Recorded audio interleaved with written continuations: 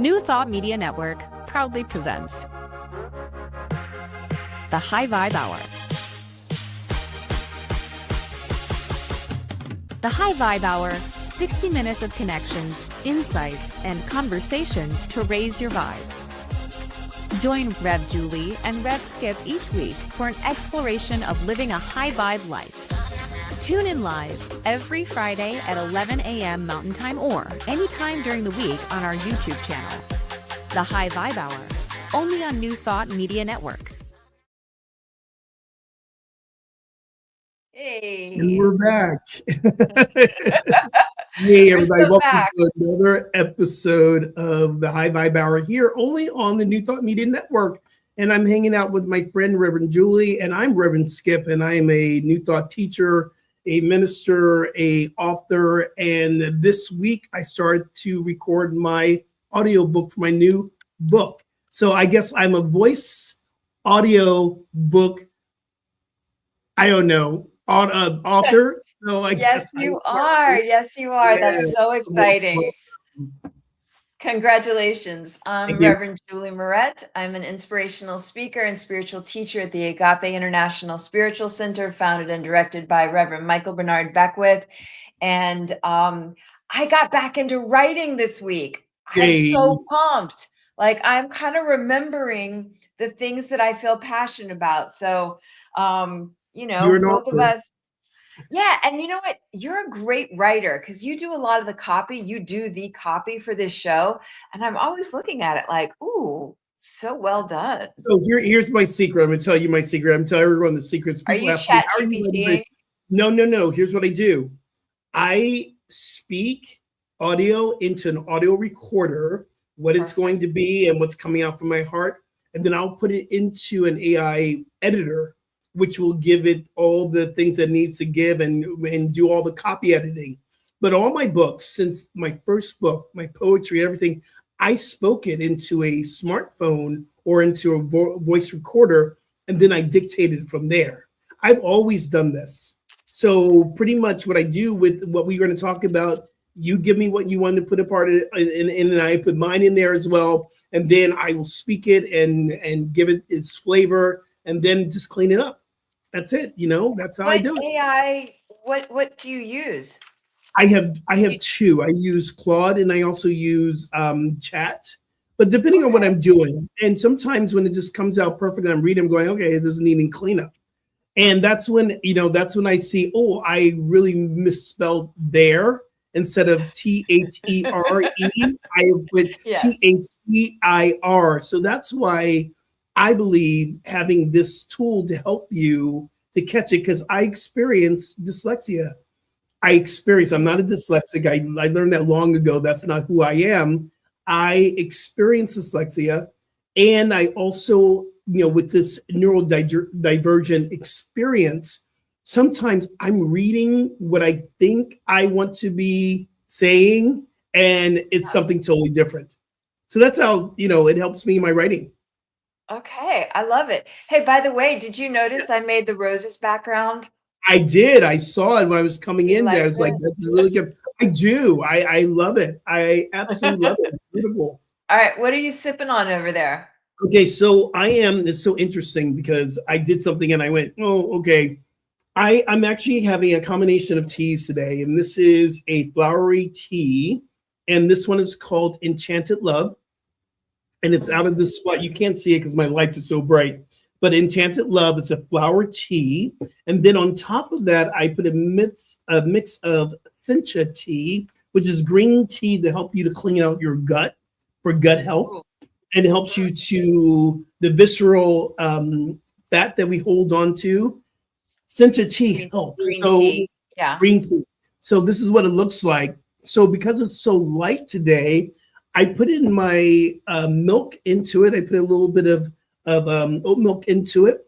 A lot that I did more than I wanted to, and it came out like milky. Oh,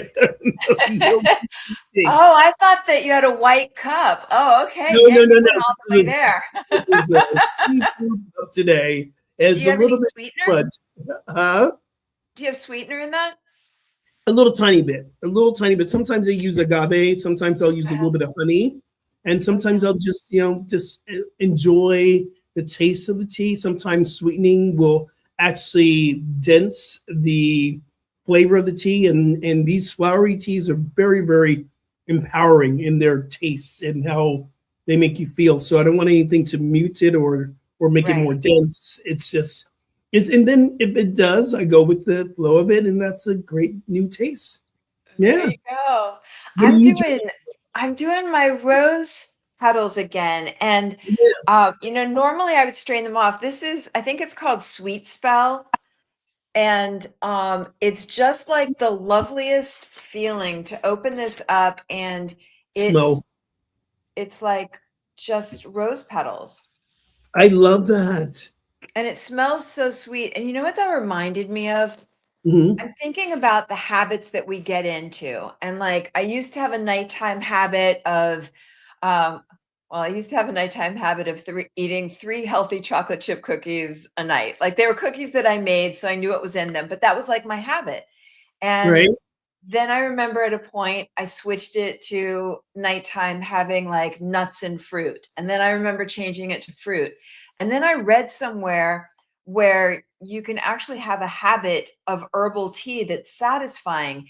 And it was like it took me a minute, but now when like the last thing I have when in at night is no longer even a snack, but I'll have a tea, and it's the ritual of it. I realize like Mm, we can switch our habits, we can switch yeah, our rituals. And I'm not saying that herbal tea equals 3 cookies. It's totally different. Like I remember there was some model once that said she freezes green grapes and they taste like ice cream. I am oh not my God, saying I that at love all. that. No, a frozen grape tastes like a frozen grape. But the point is like we can how like inspiring it is to me that we can change habits to the point where Yeah, when it gets, later in the evening, I now crave like I'm ready for my herbal tea. So all that to say, I'm having my rose petal tea, and it feels so lovely. Like the yeah. smell of it, and it doesn't taste sweet. I don't have anything in it. It's just and normally I would strain off, the dried flowers, but I have the petals floating around on top, and it feels very Mm, like mm. decadent and lovely and happy Valentine's Day-ish. Happy Valentine's Day. And hello to Liz and hello, Matthew. We see you. And hello to Karen. And Karen, we are the High Vibe Hour, and I'm Rev Skip, and this is Rev Julie, and we welcome you here. We're doing well. Thank you for Yes. checking in. Part of this, it sparks another question. This is why I love our conversation. How do you feel about alternative meats? Because some people Oh, like, okay, I love a Beyond Burger. I love Beyond Burger and Beyond, and to me, it tastes exactly like the meat products that I'm not eating or consuming right now. And people are saying, well, that doesn't taste like it. I'm like, I've convinced myself that it does. What do you say um, about that? Talk to me. so a couple things. And I just a couple of things. Yeah. One is I'm not a huge fan of like the Impossible Burger or Okay. the one that you just brought up. I think I've heard that they have lots of added ingredients that aren't necessarily healthy. Um, and for me, sometimes they smell so much like meat that it Mhm. freaks me out. And like I remember, I think I told you this before. I was at a restaurant and I ordered an Impossible Burger, and I actually sent it back because I thought it was a real burger. And I went back and forth with the waitress, like I couldn't, yeah. And so I just said no. So I'd rather just that's not my thing. There is a product called Yeah. Meaty, Meati. They're a brand, and they do steak and chicken, and they're plant-based. The steak I think is gross, but the chicken's really good. They're having financial issues. I don't know when they'll be, making their product again. They've been out, and I just had my last one yesterday, so I'm Oh my like goodness. trying to get going to find them on the black market or something. Like I don't know Oh how my to get these. God. Market Um, alternative meats. I Love need to it. go underground and find that meaty product. But that's pretty good, and it's very clearly not chicken, but it has the Yeah. texture of it. But how And did we see, get? I thought we were I talking about love Valentine's this Day. How word. did we get to I don't know, plant-based but meats? that's how we do it. But I think because plant-based is loving your body, but I still love, I mean, I don't eat steak anymore, but I love the taste of steak. I love the taste of a burger. So for me to get an alternative burger and love that instead of the burger that you get anywhere else, I think that's a step forward. And maybe one day I will fall out of love with the burger. But I love a burger. I am in love with a Can I burger. tell you, when I do a Burger. big mountain climb, Yeah. like I do these big, hard, 3, 4, 5 hour hikes. When I get down off the mountain, I love the idea of a great big burger. Mm, But usually, like I have places I go to where it's not quite, it doesn't like smell as much like an animal. But yeah. We anyway, did go there. we're We here did for go there. Valentine's Day. What the Hey, heck? what are you doing? What do you do? Because you're married, family. You have so much love around you. Is there anything special? And I'm going to tell you right now. I call this it's I call it happy single awareness day because that's what it is for us that are single. But I'm now calling it self-love day. But what are you doing with your hubby? Single Awareness Day. I love that. So there are a couple things. One is, as you know, I was on a trip with this women's group I'm a part of, Yeah. and you'll have to tune into my Instagram tomorrow because we we we took a photo, and it is gorgeous and sexy and beautiful. And normally we don't post anything from our get-togethers, and one of the people wants to post this picture. So tune into my Instagram Okay, I tomorrow. will. I So, will. and that was like, so the Galentine's thing I'm relatively new to, but boy, having friendships that you can say everything with, that you can be yourself with, that you can show up any which way, that feels like a big kind of love to me. So I'm really proud that I am cultivating that. And, shout out to the Queen's Crew. That's what we Queen's call Crew. I love ourselves. that name. I love Yes, it. and you'll definitely want to tune in tomorrow to that photo because I can't believe we're posting it.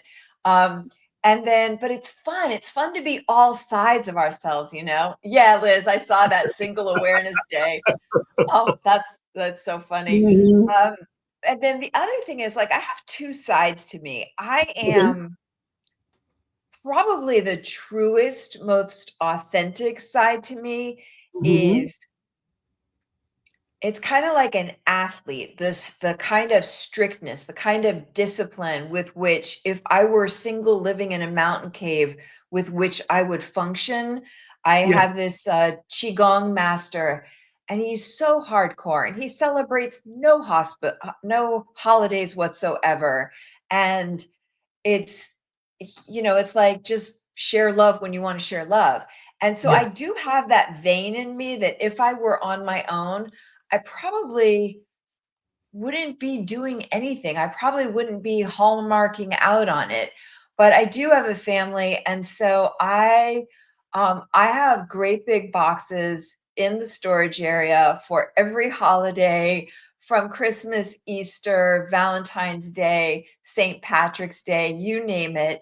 And Mm. it's really funny because I do it up. Like, the house is done up with decorations for everything. And I thought when my son went away to college that, like, okay, phew, we're done with that. And the first holiday that rolled around, and I don't even think it was a big holiday, but I didn't have decorations up. And my son was like, huh? Like, what's up? Like, where are the Mm. decorations? So I think it's precious, and I think it's a way that we bond. And so I love I that. have like the Valentine's decorations out. I have his like kindergarten Valentines when all the classmates write little things. They're all over the counter, and it's really sweet. And then I put some chocolates out that Yeah. he keeps finding, and I so love it's it. sweet. Yeah, I how love it. about you? What's your I am the absolute opposite. I would say 2 years around, are we in March yet? I would say, well, I was in a relationship in February of 2 years ago, but I also realized I'm moving back to LA. we're getting that place of, okay, this is not really where we want to be together. And we start to do I call it conscious uncoupling, because there wasn't a lot of fighting. There was just disagreements, and we realized we're uncoupling. So I would say March 2 years ago, it was very interesting. In February around there, we did exchange gifts. And if I'm in a relationship with someone, I'm going to get you a gift or some flowers or whatever.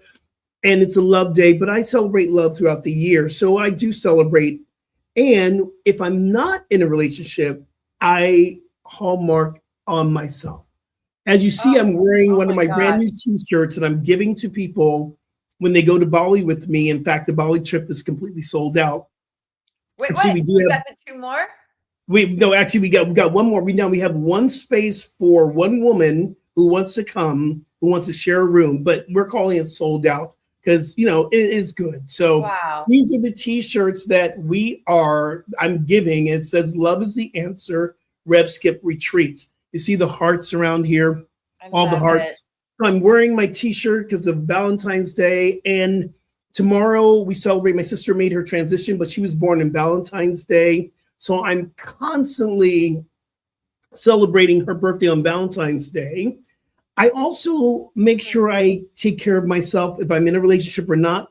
I normally get a mani-pedi. I'm going to have my mani-pedi set up for tomorrow. I'm getting jungle red from the movie The Women, and I'm just going to have my redness and red toes. I'm going to probably go to a movie or do something so incredibly good for myself and take myself out for a very good meal, because I believe the greatest love that we can have is self-love. And it's not the self on the external, it's a part of it, but there's a divine presence within all of us that says you are worthy. This is your birthright to experience the goodness of life. So for me, it's been a shift, and that didn't happen until I actually began at going to Agape about 22 years ago, where I started thinking, oh, this is about self-love. This is about divine love. So God and myself, we're going out on a date tomorrow. And we're I love God. That so much. I really do. And that's something that I think is going to be, see a movie called Wicked. Karen I saw Wicked. See a movie called Wicked. Thanks. Yeah, Karen.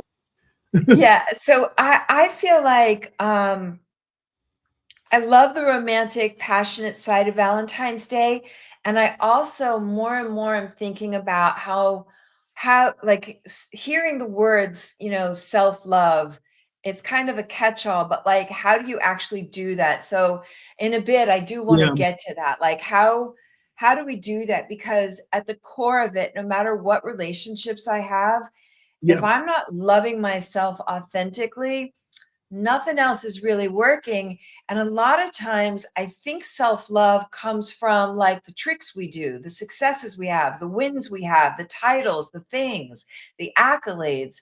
And so I know you're going to do something around the history of Valentine's Day, like how we even got there. But I also want to get to, what does it mean? How do I feel when I'm loving myself? Like, what do we do or be that lets us have that experience of really loving ourselves?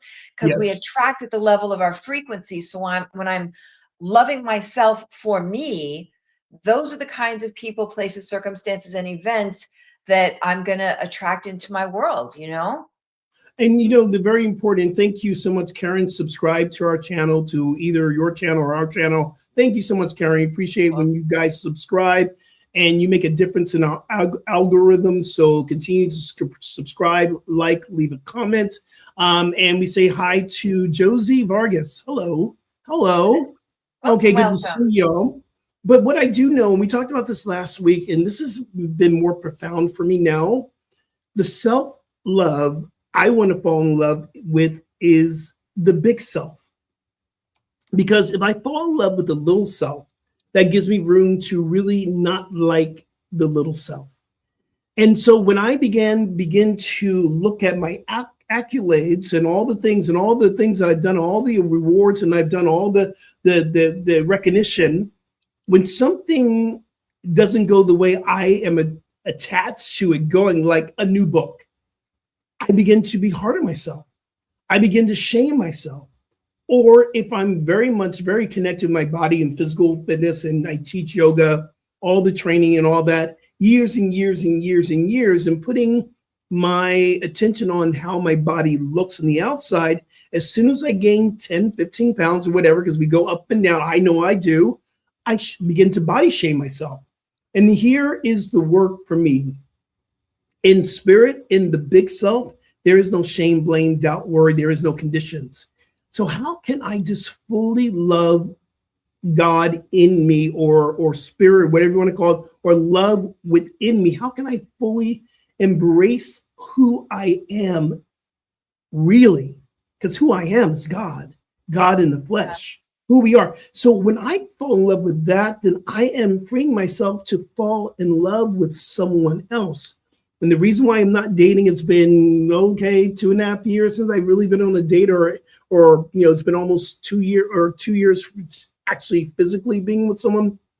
I'm not going to give that away until I'm fully connected with who I am as a spiritual being. And I know I still have a lot of work to do. I have a lot of work to do.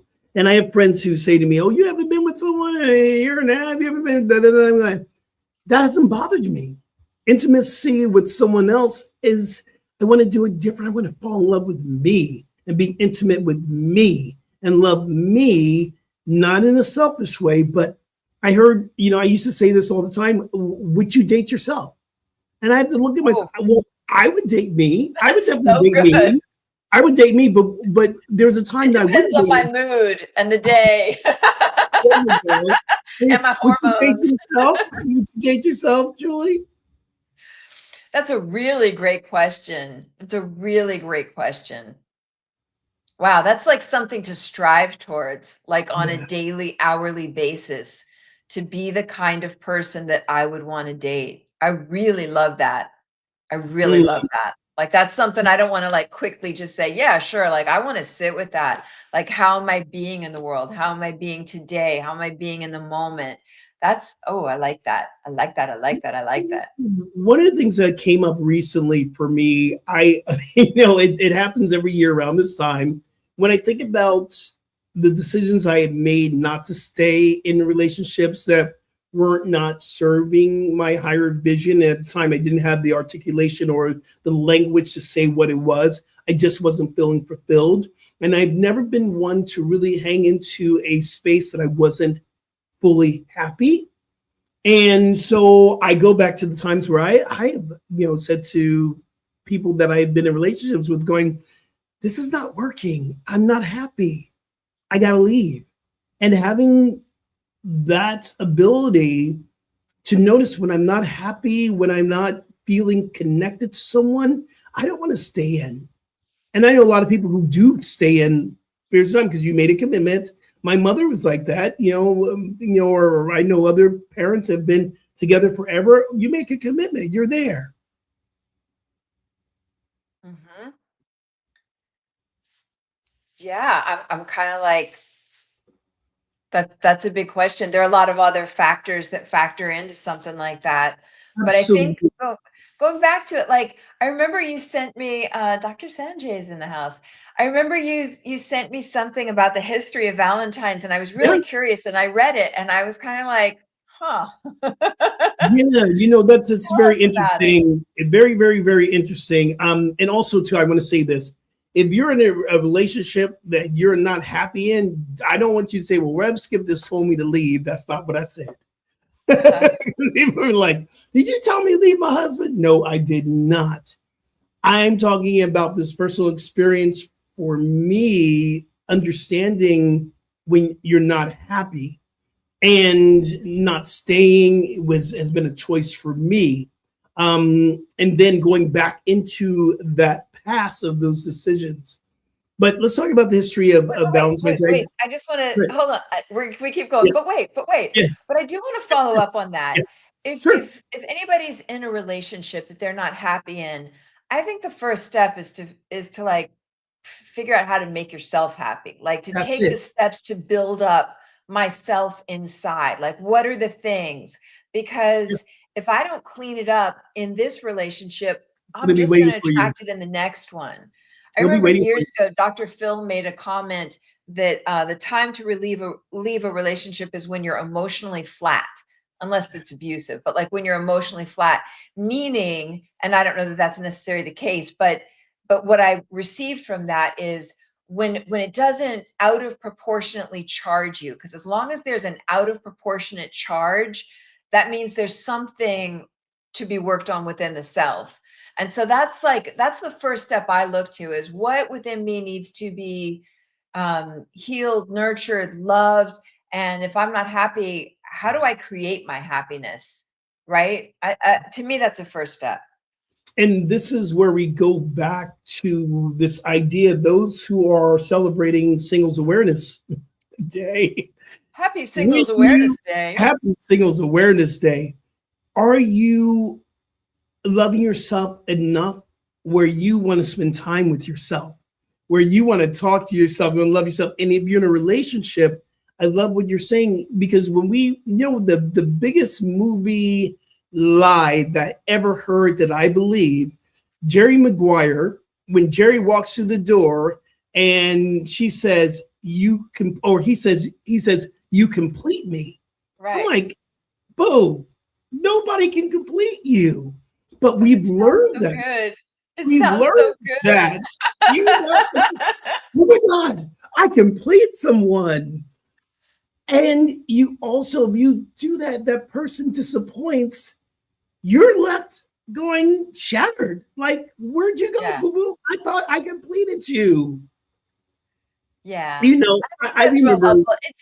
It's so important to remember these things. It's like, we know this stuff, but the regular reminder, like, So how am I taking care of myself? How am I satisfying my needs? As I love myself, that's the kind of people, places, circumstances, and events I'm going to attract to me. So that's like step numero uno, always. Step one. Yep. The other step two is be really, really, I don't say be careful what you pray for. Be very discerning of what you really want, because there are people who look at Pookie and Nene. You know Pookie and Nene. Pookie is that boy that you got to have. I love Pookie. Look at Pookie. Look at Nene, that girl that you're like, oh my God, she needs to be in my life.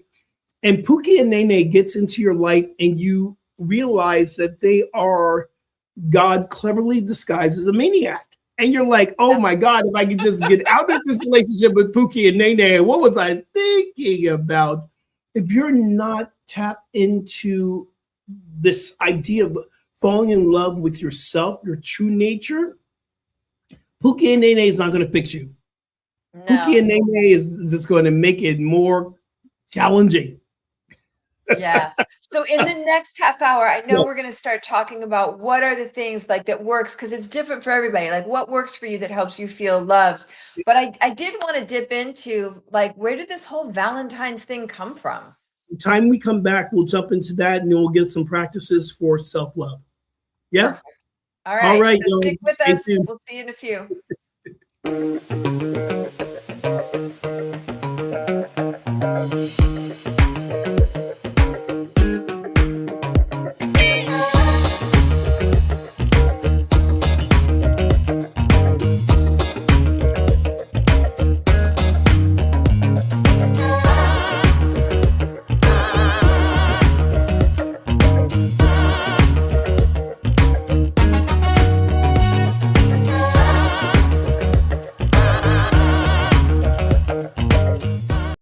Are you passionate about media, storytelling, and making a difference? Welcome to New Thought Media Network, where your voice matters. We amplify diverse voices and share impactful stories. Join us in our mission. We are a nonprofit organization dedicated to creativity and community, looking for enthusiastic volunteers who want to be part of something bigger. Learn, grow, and collaborate in various aspects of media production. Incredible support and camaraderie await you here. Your contributions will help us create powerful content that resonates with audiences and drives social change. Ready to make a difference? Visit our website www.ntmedia.org to learn more about volunteer opportunities and how you can get involved.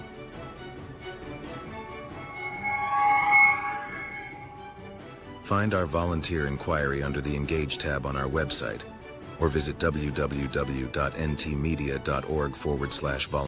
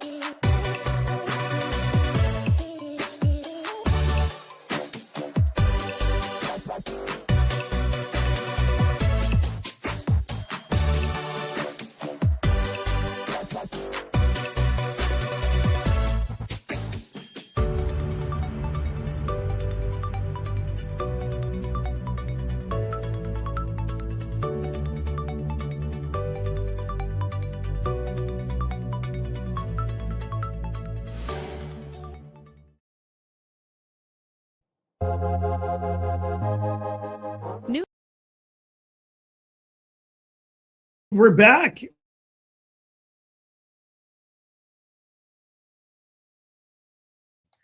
Welcome back to the High Vibe Hour. Skip, I think you're muted. Our internet is going in and out. Can you hear me? Yes, so I can.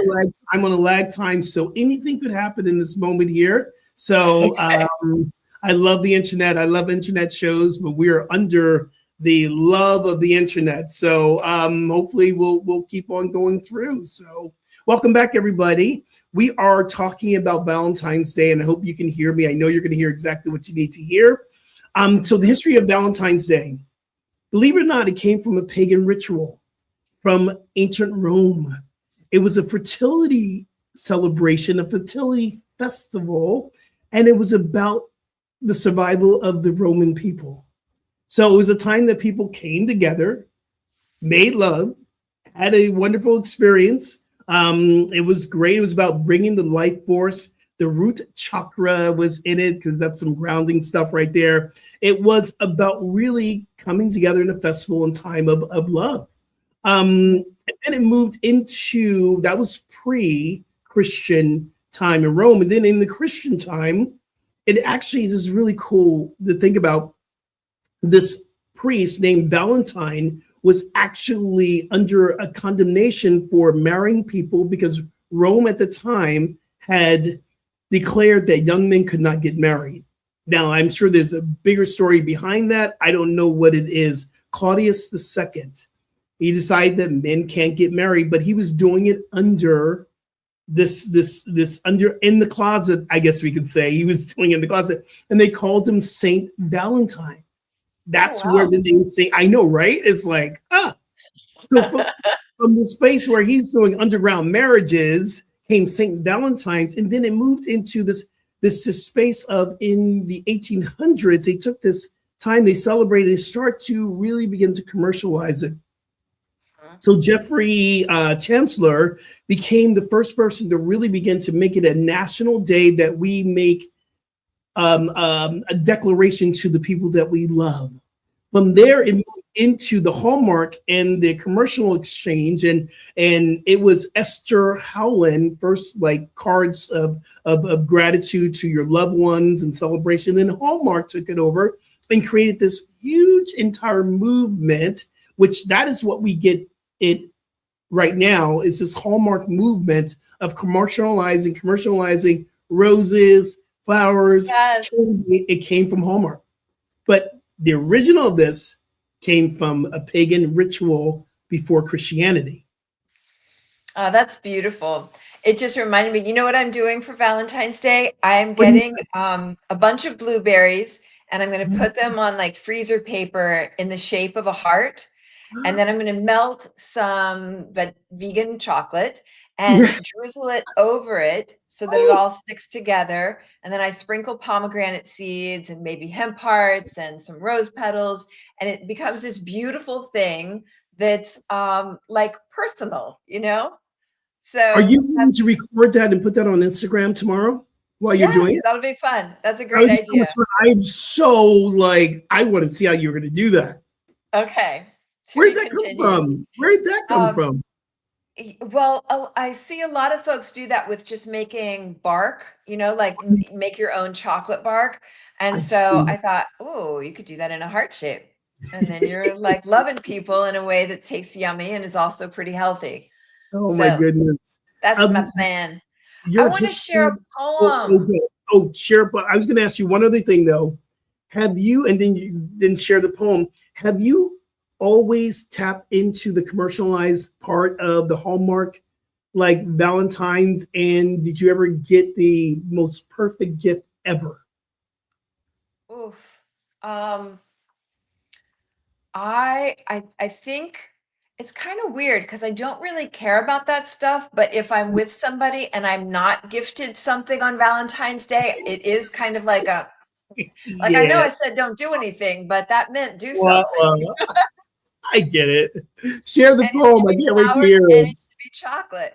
Like I remember one time I was Okay. dating some guy and we were both like we were doing the whole motivational traveling all around the world. Like we were a great NLP team and it was my Mm, birthday and like all bets are off when it's your birthday. Like I want a great big piece of real live full sugar chocolate cake. And he gave me a slice of like vegan carrot cake that tasted like cardboard.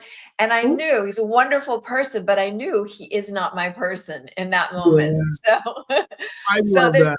so in some ways, like, yeah, I am kind of seduced into the Hallmark thing.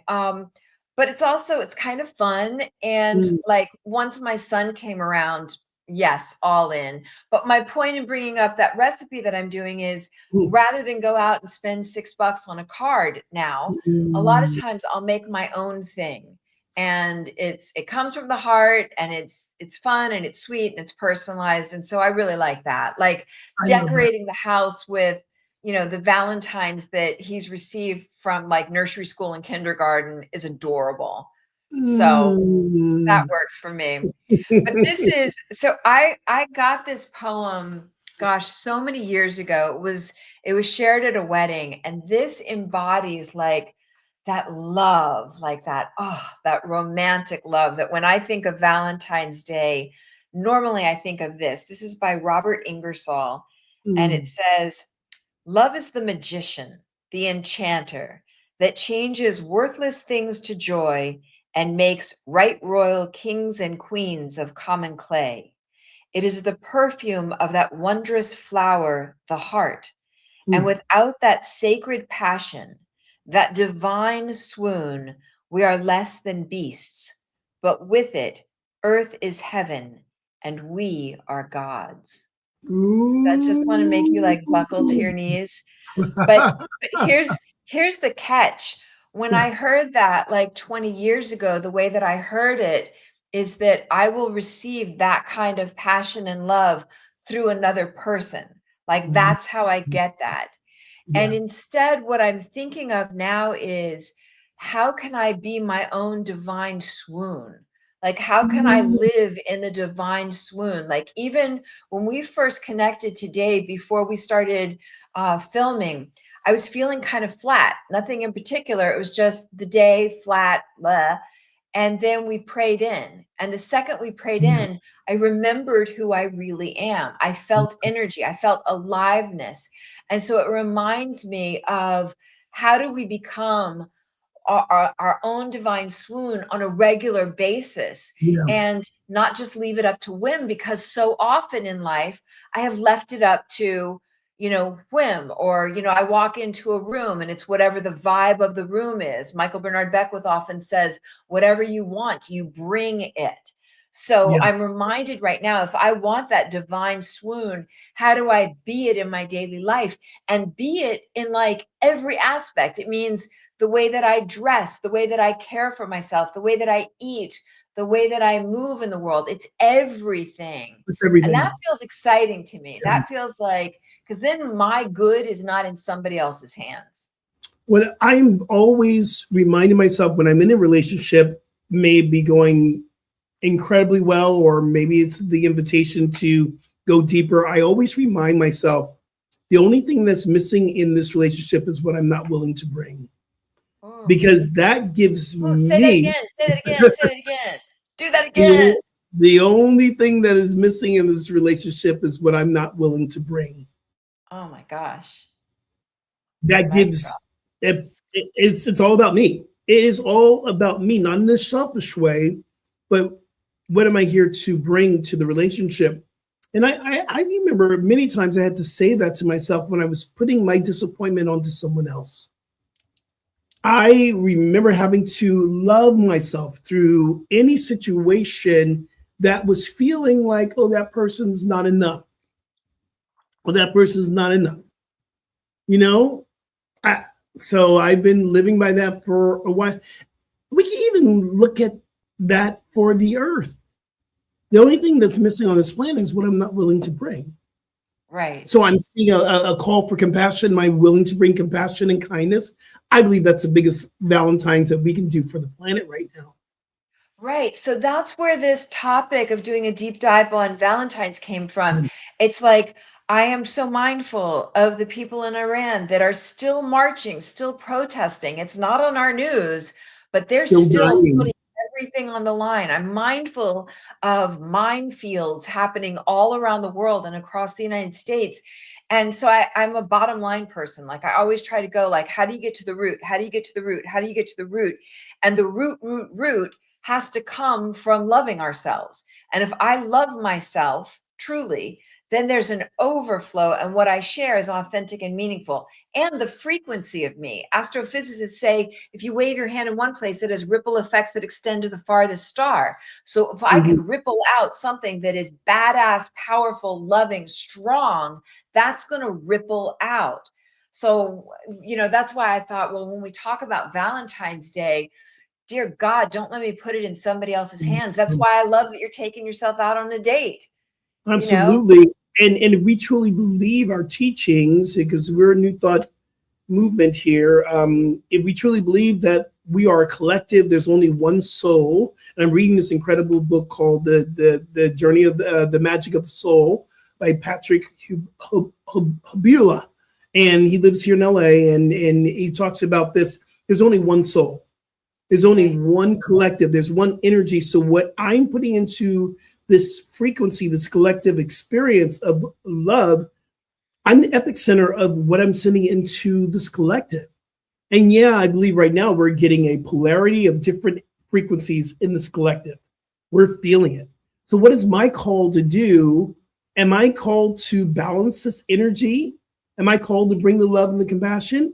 Am I called from that place of who I am to really be honest with what I truly believe? One other thing too, and I know we're going to do some practices. I believe that we try to think about this separation of church and state and what's going on here, and we're not supposed to be here. And I believe that we move with love from our values and our principles. So if we believe in the oneness, the unity, not uniformity, but we believe inclusivity means everyone's welcome to the table, how am I acting in the world? Am I bringing that Valentine of inclusivity into the world? Am I accepting of everyone? Am I working on this space, which is the bigger Valentine of how am I moving to bring love on this planet that is calling forth a need for more love, or a invitation for us to raise the vibration of love? Right. And that, for me, that circles back to my first step, first and Yeah. foremost, is how am I loving myself? And, I wanted to talk about like, what do you do? What do you be that lets you feel like real love for yourself, that love that's not based on accomplishments, successes, wins, anything that's extrinsic, that intrinsic. And one of the things I do, I've shared this before, is I keep in my women's group, we call this our littles. Oh, you're little. I see. Yeah, I see. You're little. Yeah. Yeah, I keep a picture of her because, you know, it it may feel too big or complex or funky to like love myself in this moment, but when I look at her, there's no efforting. It's like loving my child. When I look at her and everything she's been through and experienced, like that opportunity to extend love to her is a helpful door in for me of self-love. And another thing that that really works is when I practice qigong, that feels very self-loving. Like I'm remembering myself. There are a couple things I do that when I do them, I feel love for myself. And then it always interests me how much I avoid doing them, put them off. Like that's so interesting. If you think that the top most important thing is to love yourself and how distracted I let myself get or busy to avoid those things. So for me, the top three things are when I practice Qigong, when I write, I've started writing again. And I remember how much I love it. Like that's my thing. That's my expression. And then the third is dance.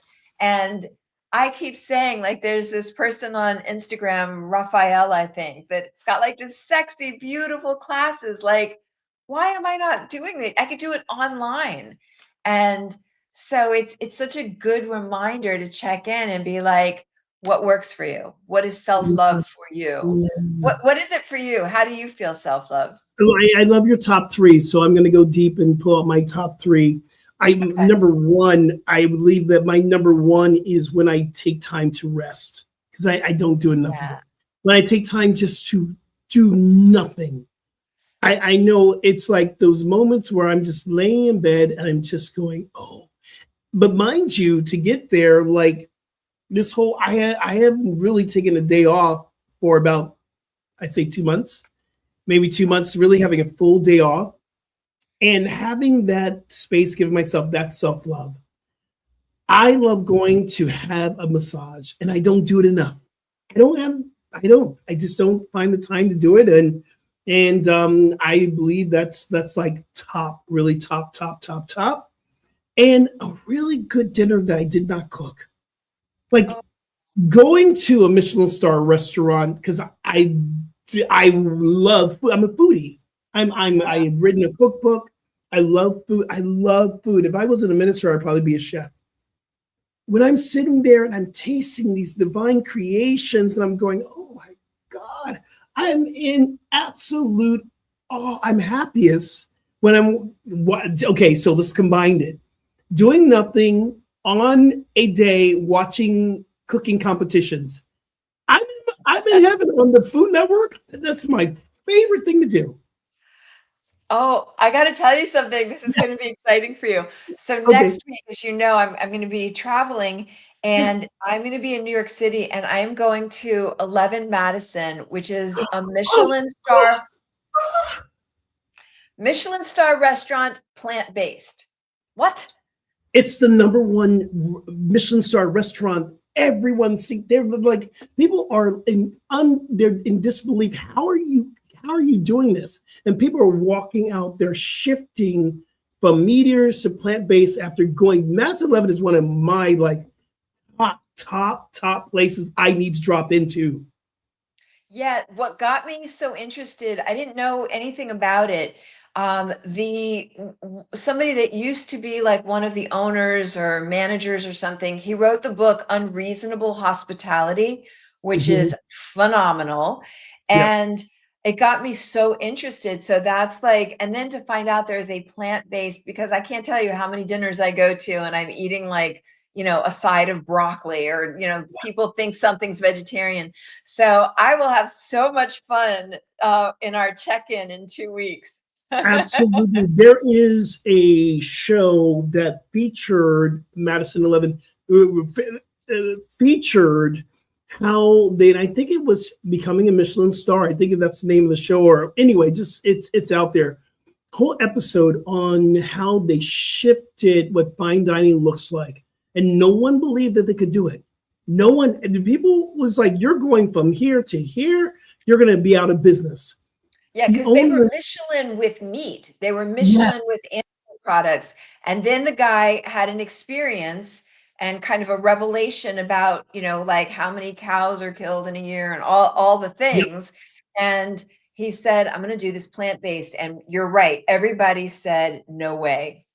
And now everyone's dying to get into the restaurant. I think it's because the food is so good and word of mouth. But it's also, I believe, that curiosity that people are still going, how's he doing this? And what does it taste like that's so good?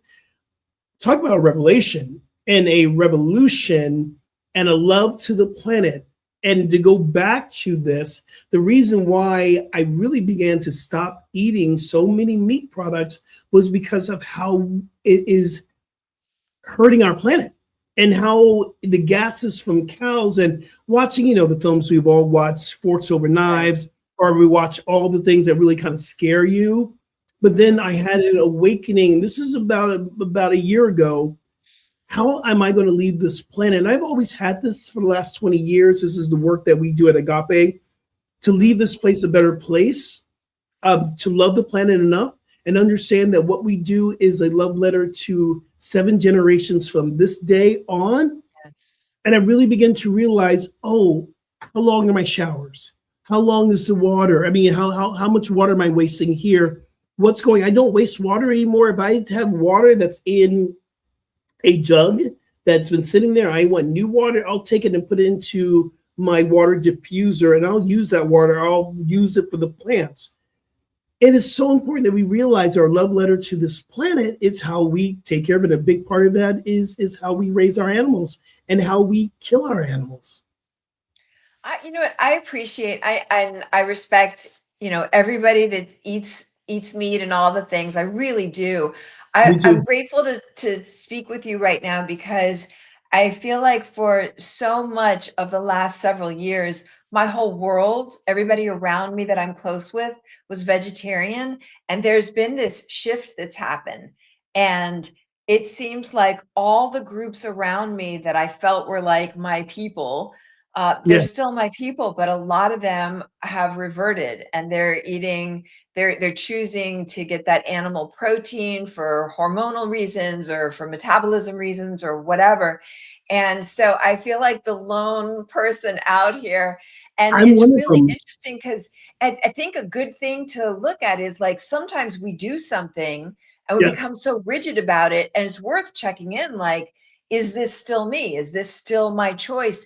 And every time, like in my women's group, I'm the only vegetarian left. And I think when we started, so many of us were. And so I go to these meals, and there's like, people aren't thinking in terms of vegetarian because, whatever. So I started checking in with myself, like, is this still my choice? Is this still my thing? And there's no part of me that's really interested in changing what I'm doing, but I do feel very alone right now. Don't feel alone, because I was one of them too. And I really have done the self-reflection about the shift. It's, right during the pandemic or before the pandemic, being at Agape, watching Michael Beckwith talk and what he does and his inspiration, it was easy to be inspired to be plant-based. It was easy. Or hanging out with Ricky Byers, and she has a concert coming up very soon. We'll talk about it later. But when I'm around her and she has a pot of beans on the stove, and because she's a friend of mine, and so I moved to Florida, and I was out of my comfort zone of people, because I would go to places, I would ask, what are your plant-based options? And when a server says, well, what do you mean by plant-based? That was it. So I would start saying that, or vegan, and they go, yeah. Seafood. One time I went to a restaurant and I was eating something, I can't remember, I think it was like beans or whatever. Yeah, these are vegetarian, and the beans have been cooked in bacon. Pork or something. I'm going, are these bacon bits? And I'm going, yeah, but it's vegetarian. No, it's not. So having that awareness, and in LA, having the incredible plant bases we have, that was so it was no longer really an inspiration for me. I shifted. I went back into, it wasn't after returning from Florida that I realized, I need to really revisit this. And we started to really talk about this being in this iteration of our show. It's so important. And sometimes I do have the burger. I'm going to be honest. Sometimes I will have a piece of chicken, but my focus is, how do I really love myself enough, the self within me, the spirit. I believe the spirit in me is continue to say, more plant-based, son, more plant-based, love, more plant-based, because it really shifts the planet. Yeah, I know. I can't even believe it. I know we're going to be wrapping up, but I did want to just put the invitation. Yeah. What is it that works for you, as you're listening to this right now, to feel Yeah. self-love? Because food prep for me is self-love. Yeah. Making sure I have the things that I want to eat. Food prep is one. So I think this is going to be another to be continued. I think it is. And tea, drinking tea these days have been talk about self-love, drinking tea. So good. Okay, we got to get out of here. But Rev, where can people, and on Instagram tomorrow, you're going to be posting some really incredible things, Rev. I am. You got to check out this picture. It's so gorgeous and sexy, which I almost never post. So find me on Instagram at Rev Julie Moret. And you can also go to my website, juliemoret.com, and put in your email address. Our joke is that I send one email a year, but I will be teaching again soon. So you'll be able to see when and where I'm teaching, because that'll be the email. And then my book, What's Your What, is available on Amazon, and it is at 50% off. And I'm doing that as I gear up for the next book. So if you haven't scooped it yet, it is available. How about you? I love that. Well, again, I am on Instagram, and I am at Rev Skip Jennings on Instagram, Facebook, and sometimes TikTok, but I'm just still trying to find some love for TikTok. I'm just not in the TikTok space right now. Or go to my website, skipjennings.com. I send out an email every week. So maybe we can, jump into our and find out when my next book's coming out as well. And I'm so grateful to say our event, our trip to Bali is pretty much sold out. We have a spot for one more person, one more woman who wants to come and share a room, doesn't mind sharing a room. And I do want to bring a light to something that's happening here in North Hollywood Church of Religious Science. We have an incredible concert that's coming up this Sunday. It is the Love Concert. We're continuing the holiday of Valentine's Day, the Love Concert, February 15th, 2 o'clock. It's $25. We do have some tickets left. We're almost sold out there. So I want you to hit me up, DM me, email me, or whatever you want. You can go to revskipjennings@gmail.com to email me about how you can get your tickets. So we got a lot to be celebrating for. As good as it gets. I just got to take a moment. Ricky is as good as it gets. I was just at a Dr. King celebration breakfast, and the way that I am moved in her presence by not only her singing, but what she says. So I know it's going to be stellar. So excited. What's the takeaway? So excited. My takeaway is self-love. Love myself. Keep doing what I'm doing. Know that Spirit is well pleased with me. Yes, Spirit What's is yours? well pleased What's with you. yours? My takeaway is I mentioned 3 things that are ways that I feel self-love, and my commitment is to make sure I'm getting those in. And I haven't done the dance one yet, so maybe by the next time we meet up, I will have signed up for one of those dance classes. I love it. And thank you, everyone. We do adore you. And when you drop in, everyone, you can subscribe, make sure that you leave a comment. It helps our algorithm to get things out, get the message out there. And next week, we'll be doing a replay of one of our shows, and we'll be back live again in 2 weeks. In 2 weeks. At that Michelin star restaurant. Yes, I got to tell you all about it. Oh my goodness, it's going to be so amazing. I'm so excited for you. So excited. All right, y'all. Until next time, remember, transformation is a choice you chose today because you dropped in with us. We're so grateful. Thank you. Happy Valentine's Day, Rev. That's right. Happy Valentine's Day. Yes. See y'all soon. Peace.